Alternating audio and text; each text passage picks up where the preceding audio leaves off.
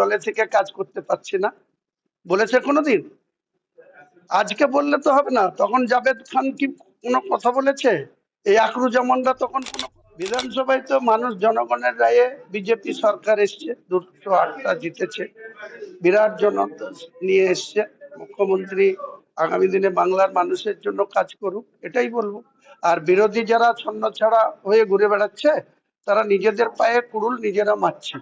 আগামী দিনে যাদের মদতে এসব করছে, এদের নিজেদের কি যোগ্যতা আর মানুষের কাছে কি এদের সাপোর্ট, মানুষ ঠিক এদের জবাব দেবে।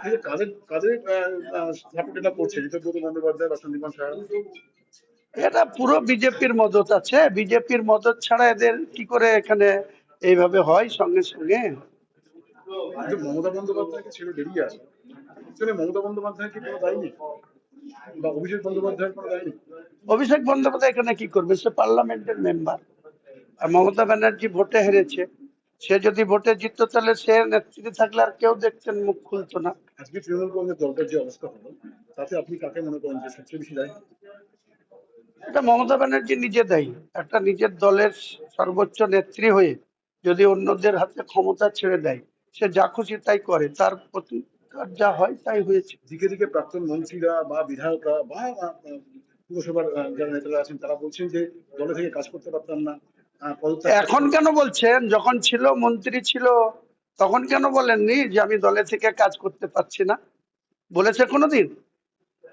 আজকে বললে তো হবে না। তখন জাভেদ খান কি কোনো কথা বলেছে?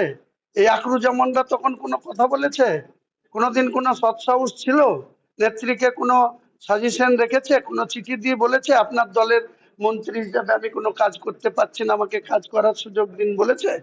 তাহলে আজকে এসব কথার কি মানে হয়? আজকে এতগুলো সংখ্যালঘু বিধায়ক তারা বলা যেতে পারে যে প্রায় বিজেপির দিকে ঢলে পড়ে, এটাকে কিভাবে দেখছেন আপনি? একজন সংখ্যালঘু। বললাম তো, যারা আসছে তাদের নিজেদের সত্তা বা যোগ্যতা বা নিজের অধিকার সম্বন্ধে কোনো সচেতন না, তাই এটা করছে।